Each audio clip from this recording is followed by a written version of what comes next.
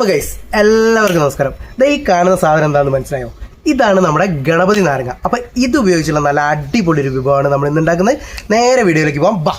നേരെ വീഡിയോയിലേക്ക് പോകുകയാണ്. അപ്പം നമ്മുടെ ഐറ്റം ഉണ്ടാക്കാൻ വേണ്ട സാധനങ്ങൾ എന്തൊക്കെയാണെന്ന് നോക്കാം.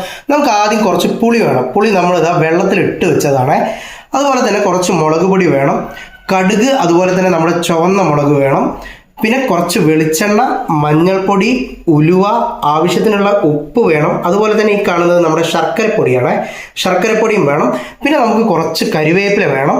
അതുപോലെ തന്നെ നമ്മുടെ ഗണപതി നാരങ്ങയും വേണം. അപ്പം നമുക്ക് നേരെ കുക്കിങ്ങിലേക്ക് പോകാം.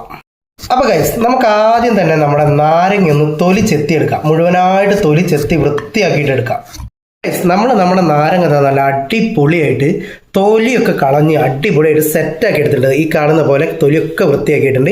ഇനി നമ്മുടെ അടുത്ത പരിപാടി ഈ കാണുന്ന ഇതിൻ്റെ കുരുവൊക്കെ ഉണ്ടല്ലോ, ഈ കുരുവൊക്കെ നമ്മൾ ഒന്ന് പോക്കി വൃത്തിയാക്കിയിട്ട് നല്ല പോലെ ചെറുതായിട്ടൊന്ന് അരിഞ്ഞെടുക്കലാണ് അടുത്ത പരിപാടി.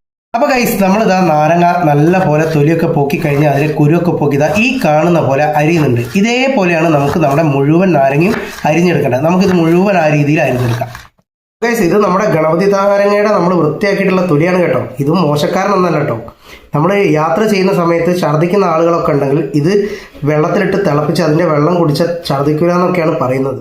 നമ്മുടെ നാരങ്ങ മുഴുവൻ ഇതാ ഈ കാണുന്ന പോലെ നല്ല അടിപൊളിയായിട്ട് നമ്മൾ മുറിച്ച് സെറ്റാക്കി വെച്ചിട്ടുണ്ട്. ഈ ഒരു സൈസിലാണ് നമ്മൾ മുറിക്കുന്നത്. അപ്പോൾ നമുക്ക് നേരെ കുക്കിങ്ങിലേക്ക് പോകാം. നമ്മൾ കുക്കിംഗ് സ്റ്റാർട്ട് ചെയ്തിട്ടുണ്ട്. അടുപ്പ് കത്തിച്ച് ചട്ടി വെച്ചിട്ടുണ്ട്. ചട്ടിയിലാണ് നമ്മൾ നമ്മുടെ കറി ഉണ്ടാക്കുന്നത്.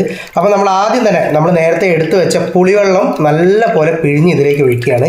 നമ്മൾ വേറെ വെള്ളമൊന്നും എടുക്കുന്നില്ല. ഈ പുളി തന്നെ റിപ്പീറ്റ് ചെയ്ത് വീണ്ടും വീണ്ടും പിഴിഞ്ഞ് ഇതിലേക്ക് പറന്ന് ആ വെള്ളത്തിലാണ് നമ്മൾ കറി ഉണ്ടാക്കുന്നത്.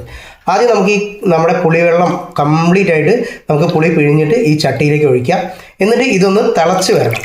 അത് തിളച്ച് വരുന്നവരെ വെയിറ്റ് ചെയ്യണം.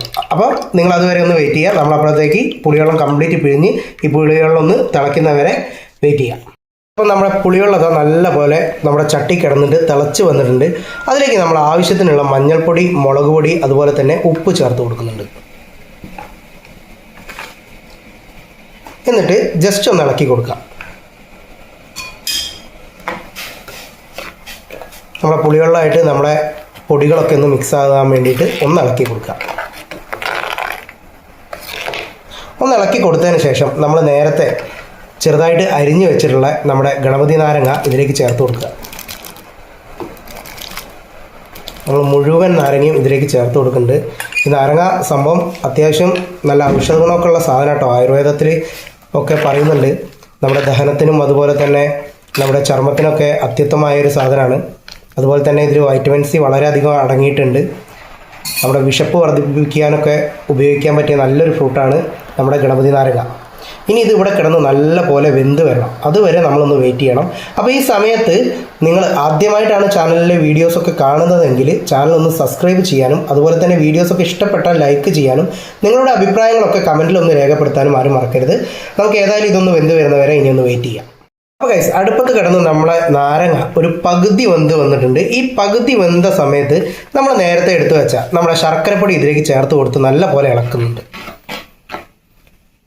നല്ല പോലെ ഇളക്കിയിട്ട് വീണ്ടും നമ്മൾ ഇത് മുഴുവനായിട്ട് വേവാൻ വേണ്ടി കാത്തു നിൽക്കുക. വേവുന്ന സമയത്ത് തന്നെ നമ്മുടെ വെള്ളം ഒന്ന് ചെറുതായിട്ടൊന്ന് കുറുകി വരും. രണ്ടും ആയതിനു ശേഷമാണ് നമുക്ക് അടുത്ത പരിപാടി. അതുവരെ നമുക്കൊന്ന് വെയിറ്റ് ചെയ്യാം. നമ്മുടെ നാരങ്ങ നല്ല അടിപൊളിയായിട്ട് വെന്ത് വന്നിട്ടുണ്ട്. ഇനി നമുക്കിതൊന്ന് വാങ്ങി വെക്കാം. അടുത്ത പരിപാടിയിലേക്ക് പോവാം. ഓക്കെ ഗൈസ്, നമ്മൾ അടുത്ത പരിപാടിയിലേക്ക് പോവുകയാണ്. നമ്മൾ മറ്റൊരു പാന് അടുപ്പത്ത് വെച്ചിട്ടുണ്ട്. അതിലേക്ക് നമ്മൾ കുറച്ച് വെളിച്ചെണ്ണ ഒഴിച്ച് കൊടുത്തിട്ടുണ്ട്. ഇനി വെളിച്ചെണ്ണ ഒഴിച്ച് കൊടുത്തതിന് ശേഷം നമ്മൾ വെളിച്ചെണ്ണ ഒന്ന് ചൂടാകുന്നവരെ വെയിറ്റ് ചെയ്യാം.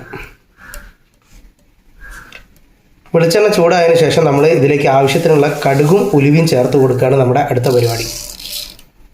നമ്മൾ ആവശ്യത്തിനുള്ള കടുക് ചേർത്ത് കൊടുത്തിട്ടുണ്ട്.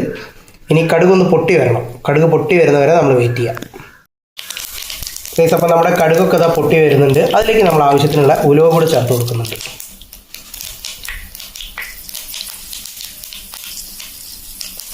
എന്നിട്ട് അതിലേക്ക് നമ്മൾ നമ്മുടെ ചുവന്ന മുളക് ആഡ് ചെയ്ത് കൊടുക്കുന്നുണ്ട്. എന്നിട്ട് നമ്മൾ കുറച്ച് കറിവേപ്പില കൂടി അതിലേക്ക് ചേർത്ത് കൊടുക്കുക.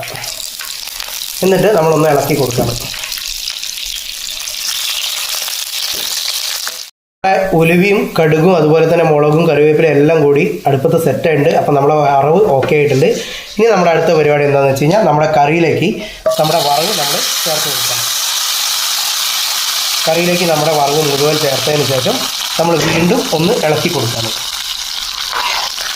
നമുക്ക് ചോറിൻ്റെ കൂടെയൊക്കെ കൂട്ടി കഴിക്കാൻ പറ്റുന്ന നല്ല അടിപൊളി ടേസ്റ്റി ആയിട്ടുള്ളൊരു കറിയാണ് കേട്ടോ. ചെറിയൊരു കയ്പ്പ് ഉണ്ടാവും, പക്ഷേ ആ കയ്പ്പ് എല്ലാവർക്കും ഇഷ്ടപ്പെടുന്ന രീതിയിൽ തന്നെയായിരിക്കും. നിങ്ങളെല്ലാവരും ഒന്ന് വീട്ടിൽ ട്രൈ ചെയ്ത് നോക്കുക.